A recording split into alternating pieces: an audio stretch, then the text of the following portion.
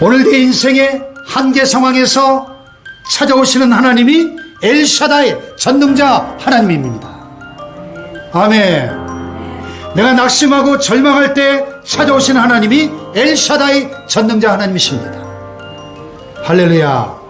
기다리다 지쳐서 모든 것을 포기하고 싶을 때 찾아와 만나주시는 그 하나님이 엘샤다이 전능자 하나님이신 것입니다. 내 인생의 모든 꿈이 허물어지고 깨어져 갈 때 다시 한번 나를 일으켜 세워주시는 그분이 엘샤다이 전능자 하나님이신 것입니다. 할렐루야.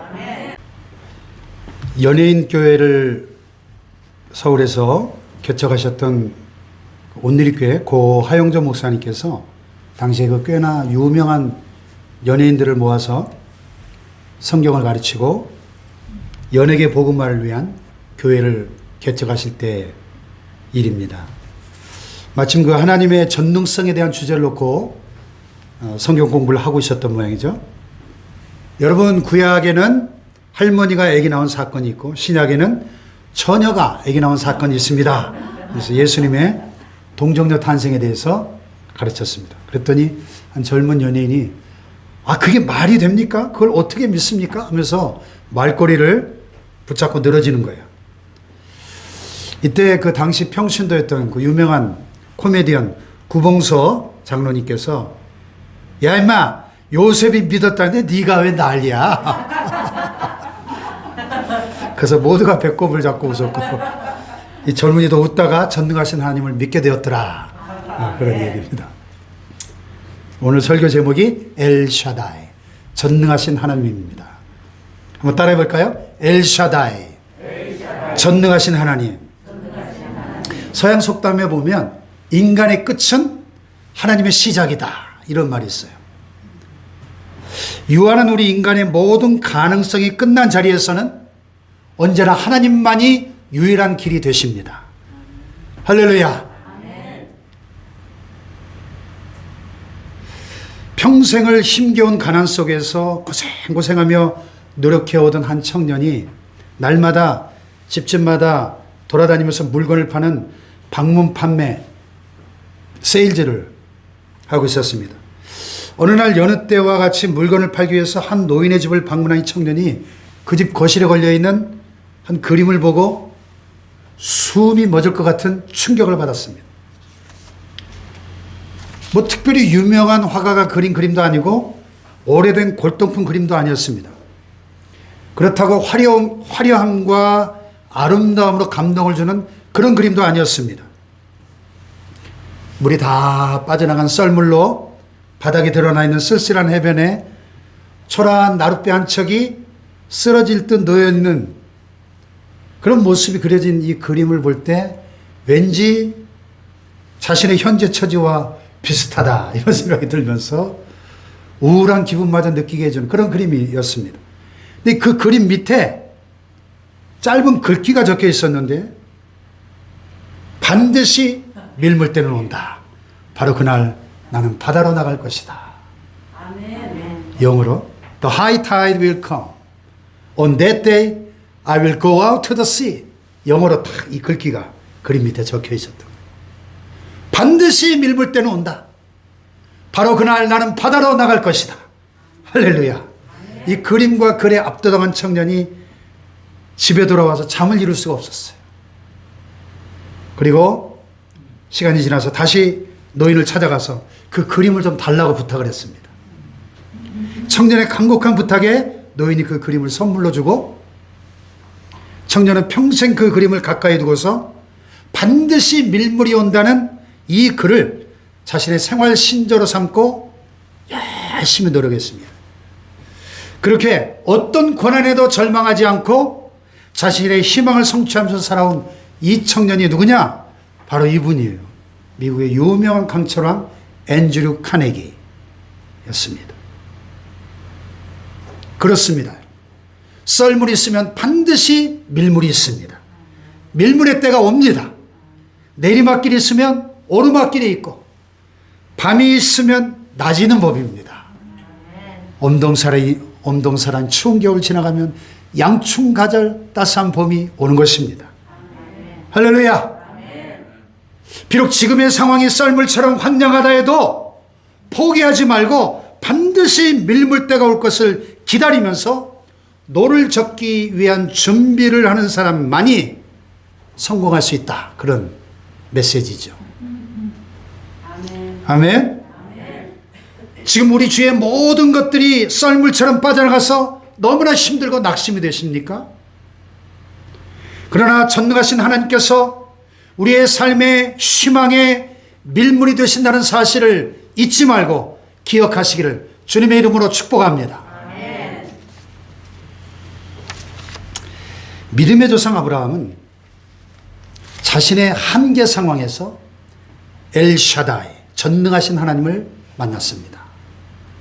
창세기에 보면 12장부터 25장까지 아브라함의 일생을 다루는 기사에서 아브라함의 나이를 알려주는 구절들이 몇 군데에 나오는데, 먼저 창세기 12장 1절로 4절에 아브라함이 하나님의 부름을 처음 받을 때 나이가 75세였습니다.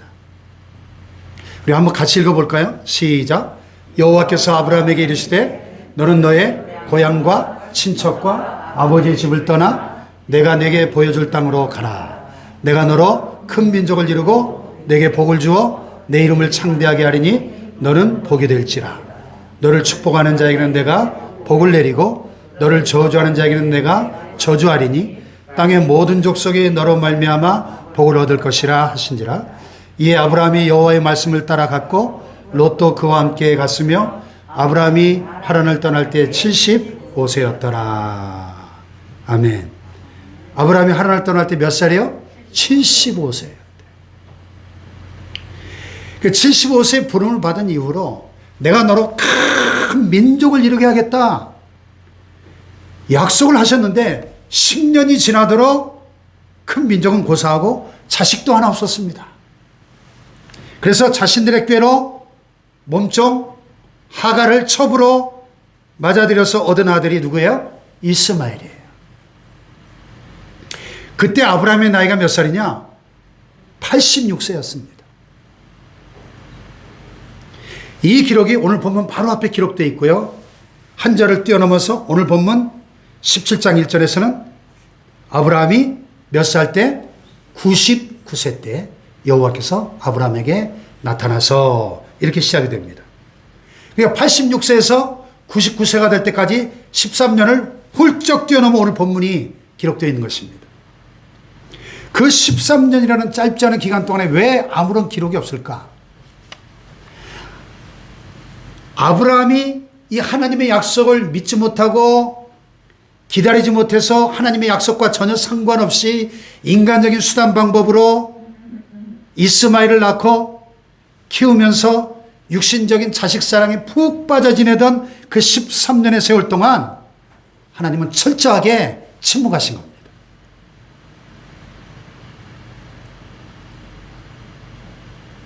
자, 하나님께서 큰 민족을 이루게 해주시겠다고 약속하신 지 24년이 지났고 또 이스마엘을 낳은 지 13년이라고 하는 그 침묵의 세월이 지난 그 어느 날 왜 문득 아브라함을 찾아오셨을까?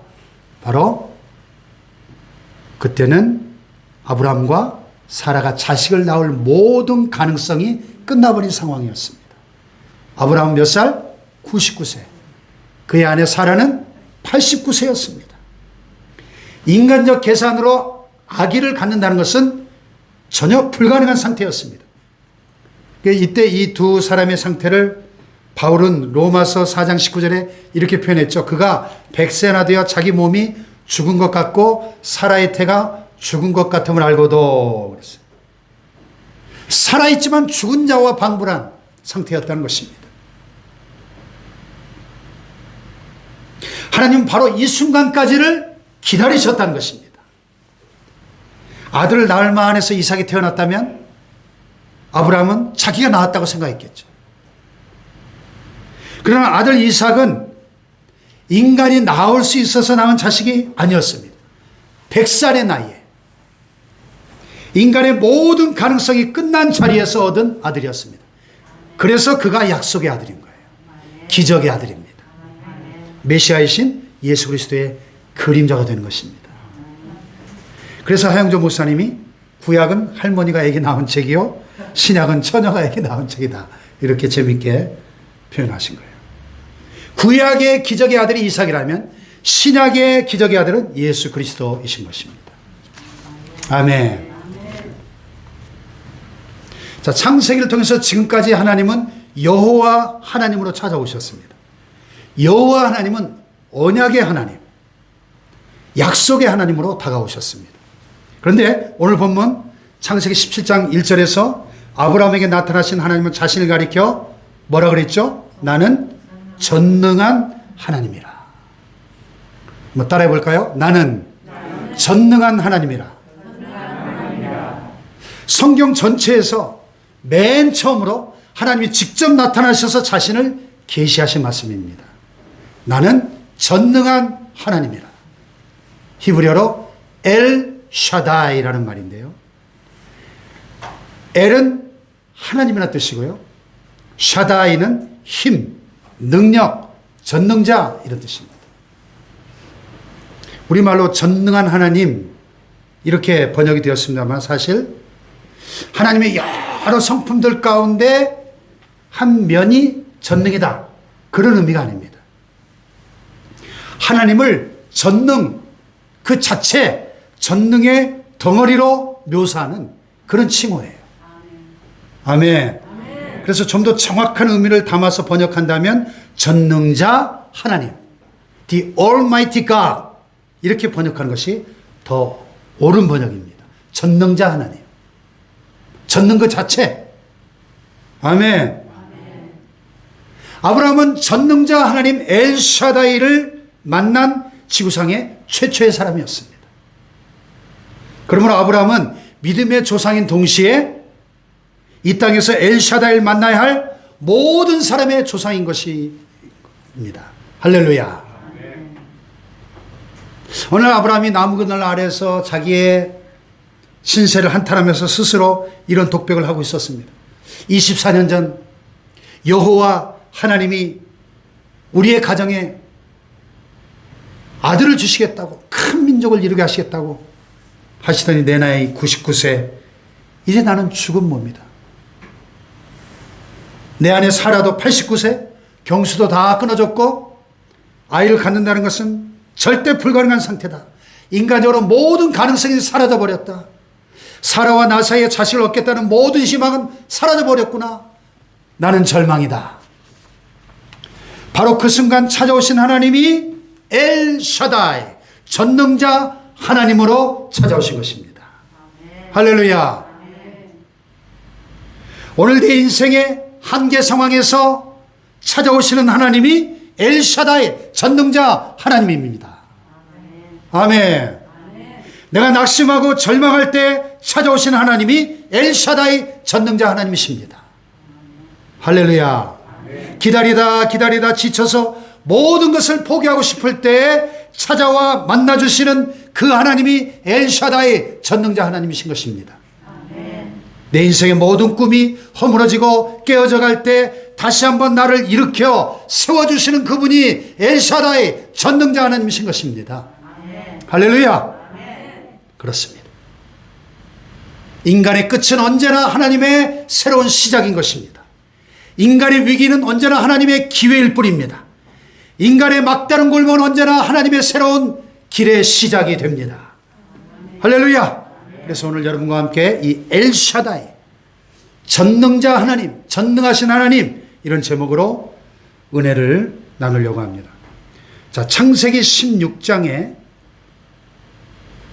본문 앞에 16장의 하나님은 아브라함을 감찰하시는 하나님, 살피시는 하나님, 엘 라이라는 히브리어로 나타나십니다. 13년 동안 침묵하고 계셨던 하나님은 그동안 숨어 계셨던 것이 아니고 아브라함을 꾸준히 지켜보고 계셨습니다. 감찰하시고 살펴보고 계셨습니다. 아직 엘샤다의 하나님을 만나지 못했던 아브라함은 하나님의 약속을 기다리다 지쳐 있었습니다. 24년을 기다렸으니까. 그래야 그도 인간인지라 여종 하갈을 통해서 아들 이스마엘을 얻고 자신의 꾀와 잔재주로 얻은 그 아들 사랑에 푹 빠져 있었습니다. 86세의 아들을 낳았으니 얼마나 이쁘겠어요. 생각해 보세요. 자, 왜 아브라함과 사라는 하나님의 약속을 좀 더 기다리지 못하고 인간적 수단과 방법으로 하가를 택해서 이스마엘을 얻었을까요? 엘샤다이, 전능자 하나님을 믿지 못했기 때문입니다. 마찬가지예요. 왜 오늘 저와 여러분이 하나님의 방법 대신에 인간적인 편법으로 문제를 해결하고 할까요? 해결하려고 들까요?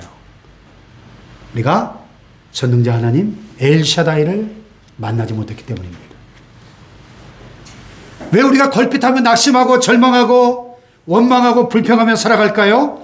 엘샤다이 전능자 하나님이 보이지 않기 때문입니다. 이런 아브라함에게 하나님이 나타나셔서 말씀하고 계십니다. 나는 언약을 지킨다. 나는 언약을 성취한다. 너는 불가능하지만 나는 엘샤다이 전능자다. 아멘. 그래서 창세기 17장에 보면 이 언약이라고 하는 베리트라고 하는 단어가 자그마치 13번씩이나 반복되어 나타납니다. 내가 내 언약을 나와 너 사이에 두고 보라 내 언약이 너와 함께 있으니 내가 내 언약을 나와 너 및 내 대대후손 사이에 세워서 영원한 언약을 삼고 그런즉 너는 내 언약을 지키고 이것이 지킬 내 언약이니라. 나와 너희 사이의 언약의 표징이다. 내 언약이 영원한 언약 계속 13번이나 나옵니다.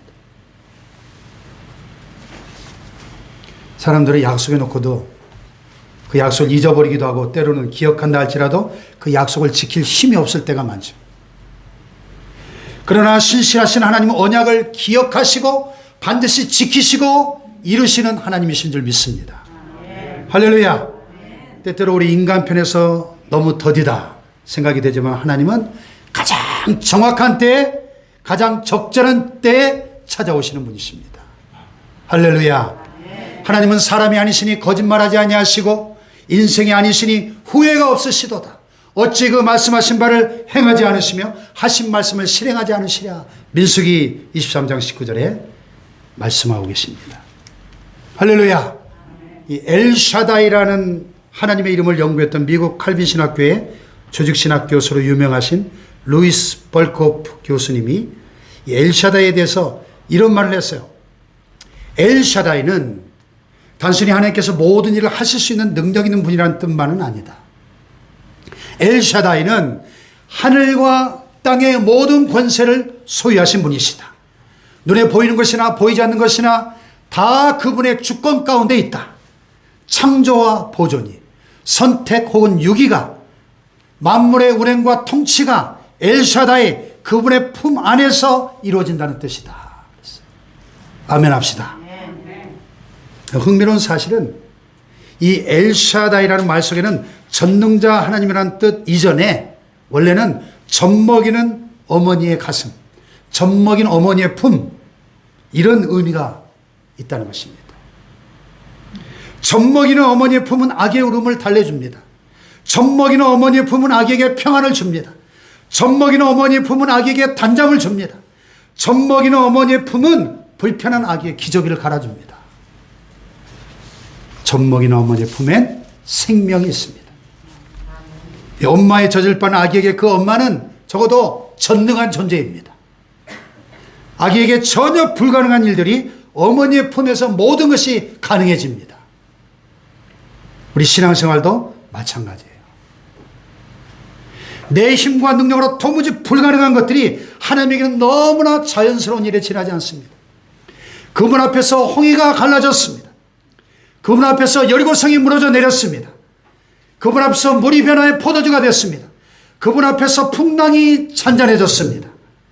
그분의 말씀 앞에 죽은 자가 다시 살아났습니다. 할렐루야. 그분 안에서 이 모든 일들이 너무나 쉽고도 자연스러운 일이었습니다.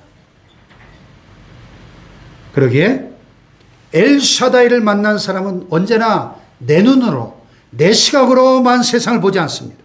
그분의 눈으로 세상을 바라보고 엘샤다의 관점으로 환경을 볼 줄 압니다.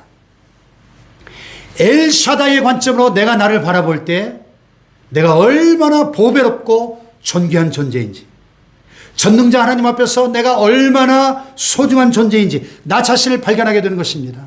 할렐루야. 그래서 필립스 브룩스 목사님은 이런 유명한 말을 했어요. 능력에 맞는 일만 하지 말고 일에 맞는 능력을 구하라. 아멘 합시다. 이게 무슨 얘기예요? 늘 자기 능력에 맞는 일만 찾는 사람은 큰일을 할 수 없겠죠. 그러나 우리는 엘샤다의 전능자 하나님을 믿기에, 그분과 함께 동행하는 사람들이기에, 그분이 언제나 내 곁에 있음을 믿고 살아가는 존재이기에 일에 맞는 능력을 구하라는 것입니다. 주어진 일을 감당할 수 있는 능력을 구하라는 것입니다. 할렐루야. 할 수 있거든요. 무슨 말이냐? 믿는 자에게는 능치 못할 일이 없느니라. 내게 능력 주신 자 안에서 내가 모든 것을 할 수 있느니라. 아멘. 내가 진실로 너에게 이르노니 나를 믿는 자는 나의 하는 일을 그도 할 것이요 또한 이보다 큰 것도 하리라. 할렐루야. 하나님이 쓰시는 사람은 언제나 엘샤다의 눈을 가진 긍정적인 사람들인 것입니다. 아멘. 옆에 분을 한번 축복해 볼까요? 엘샤다의 관점을 가지세요. 엘샤다의 눈을 가지세요. 할렐루야. 여러분, 세상엔 두 종류의 사람이 있습니다. 하나는 자기 능력, 자기 자원만 보고 그것만 갖고 사는 사람이고, 또 하나는 하나님의 능력, 하나님의 자원으로 살아가는 사람입니다. 여러분 어떤 종류의 사람입니까? 미국 샌프란시스코에 가면은 세계에서 제일 큰 사탄 제일교회가 있는데요.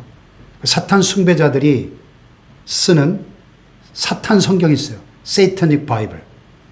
안톤 샌더 라비라고 하는 사탄교 창설자가 쓴 사탄경이 있습니다. 사탄경. 이 사탄경 첫머리에 나오는 글귀가 뭔지 아십니까? 너 자신이 너의 삶의 주인이다. 아, 참 그럴듯하고 멋진 말 아닌가요? 너 자신이 너의 삶의 주인이다. 내 인생은 나의 것. 이런 유행가도 옛날에 있었잖아요. 내 인생은 나의 것. 네가 네 삶의 주인이다. 근데 여기에 무서운 함정이 있는 것입니다. 왜? 내가 내 삶의 주인이 되면 사실은 그 배후에서 사탄이 그 삶을 조종하겠다, 그 얘기입니다. 내가 주인 노릇하는 게 아니라 사실은 사탄의 종 노릇하고 있는 거예요. 공중의 권세 잡은 자를 따랐으니 곧 불순종의 아들들 가운데 역사하는 영이라. 마귀의 노예가 되어 있는 거예요. 내가 내 인생의 주인이 됩니다. 그걸 알아야 됩니다. 우리가 우리 자신의 주인이 되어 살면서 사탄의 조종을 막을 수 있으려면 내가 전능자가 되어야 되는데, 그러나 인간은 무능하고 무지합니다. 하나님만이 전능하십니다. 그분만이 엘샤다이 되십니다. 근데 어리석은 인간일수록 이 자기 자신이 무능하다는 사실을 인정하지 않죠. 교만한 인간일수록 하나님 없이 얼마든지 잘 살 수 있을 것으로 착각합니다.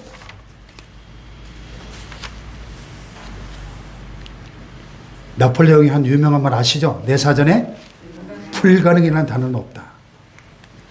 어떤 사람이 사업에 실패하고 가정에도 상처를 입고 술집에서 나폴레옹 꼬냑을 한 병 마시고 소리를 질렀대요.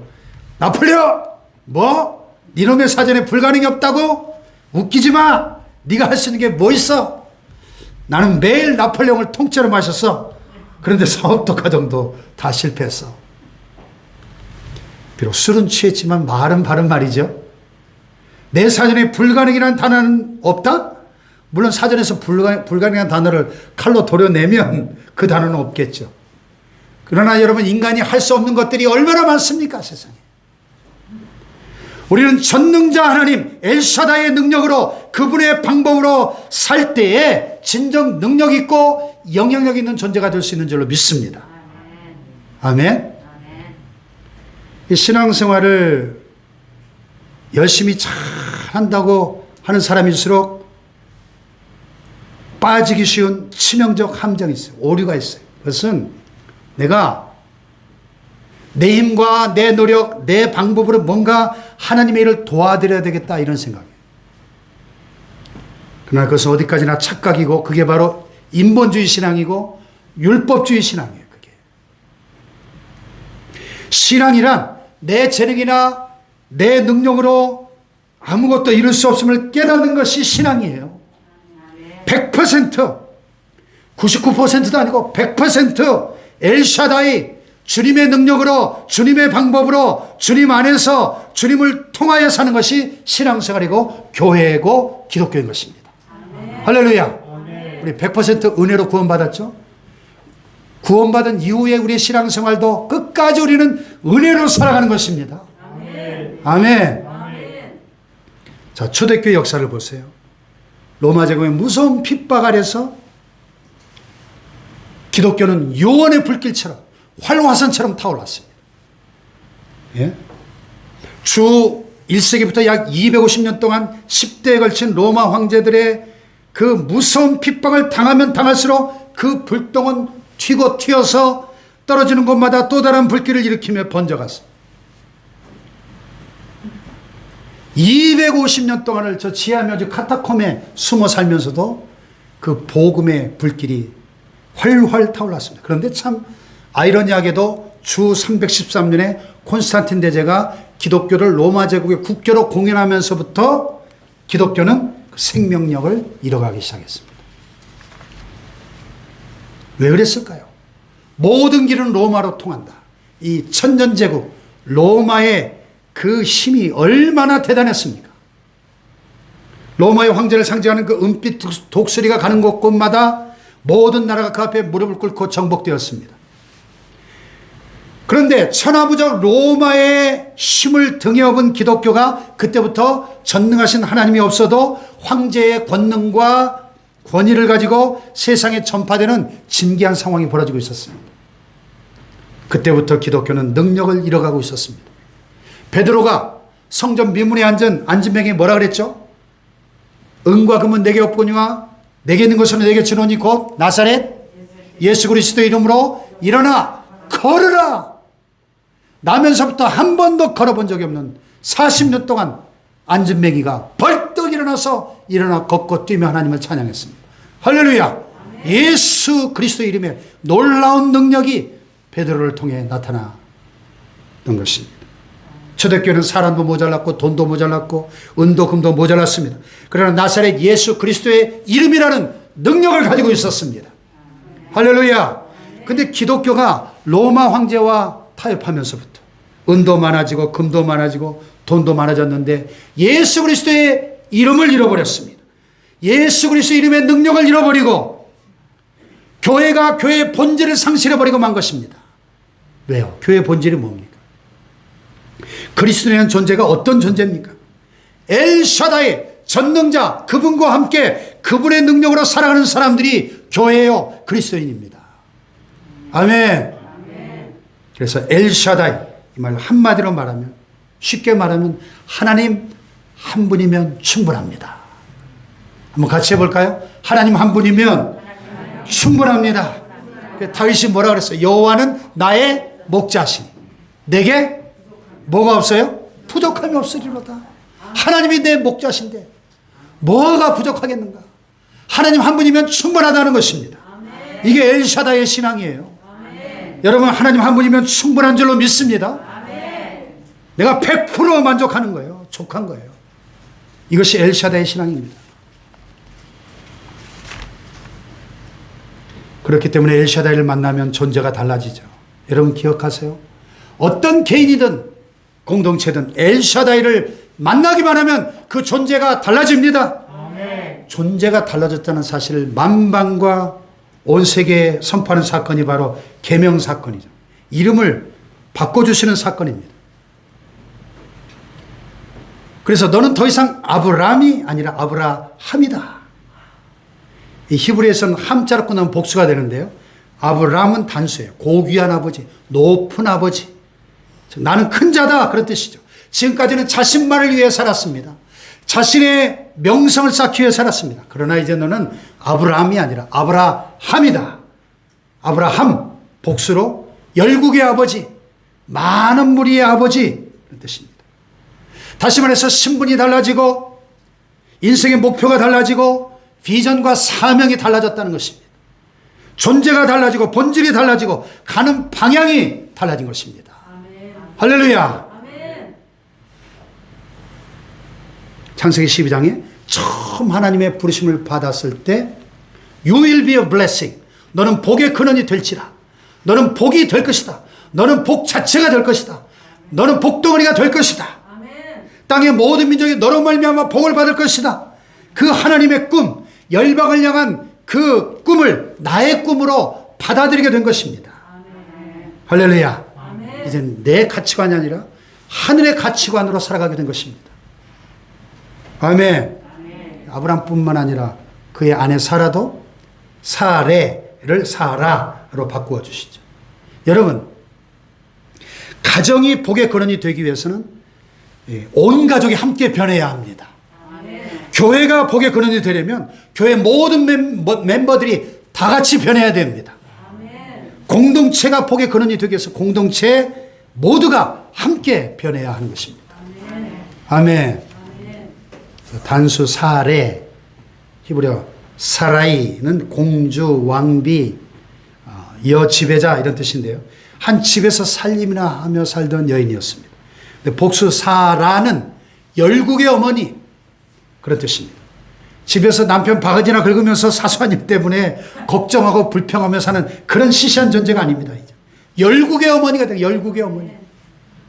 이 두 사람이 자식을 낳아서 이삭이라는 이름을 줘요. 이삭, 히브리어 이츠학. 그는 웃었다. 웃음이 되리라. 그런 뜻입니다. 다른 사람에게 웃음을 나눠주는 존재가 되었다는 것입니다. 걱정거리가 아니라 기쁨이 되는 존재가 되었다는 것입니다. 무너뜨리는 부정적인 존재가 아니라 날마다 세워주는 긍정적인 존재가 되었다는 거예요. 아멘. 파괴하는 존재가 아니라 날마다 창조하고 새로운 역사를 만들어가는 존재 되었다. 할렐루야. 자, 이분이 우리의 온전한 믿음을 시험하시는 분이시라고 오늘 성경은 말씀합니다. 자, 이 엘샤다이 전능자 하나님이 아브라함에게 나타나셔서 요구하신 것이 뭐예요? 하나님의 요구가 무엇이었습니까? 딱 한 가지였어요. 1절에 보면 너는 어떻게 하라? 내 앞에서 행하여 완전하라. 다 같이 너는 내 앞에서 행하여 완전하라. 100살이 다 되어서 자포자기한 상태로 믿음이 흔들리고 있던 아브라함에게 엘샤다이 전능자 하나님으로 나타나셔서 요구하시는 것이 뭐예요? 너는 내 앞에서 행하여 완전하라. 다시 말해서 너는 나를 보고 나를 의식하고 살라 말씀하시는 겁니다. 그리고 완전하라 이렇게 말씀하십니다. 완전하라. 사실 여기서 완전하라는 표현이 표준세번역이나 공동번역에 보면 흠없이 살라, 흠없이 살라. blameless. 그래서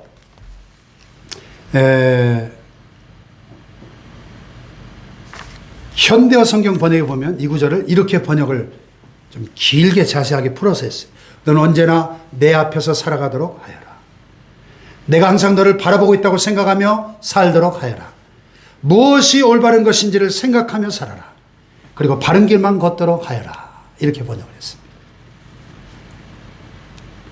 어둠 속에서도 인생이 내 뜻대로 안 될지라도 좌절할 수밖에 없는 환경 속에서도 여전히 살아계신 하나님을 바라보고 의식하며 참고 견디며 약속의 성취를 기다려라. 그런 말이죠.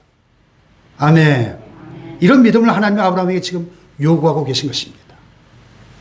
다시 말해서 온전한 인내를 요구하신 것이다. 이렇게 말할 수 있습니다. 온전한 인내.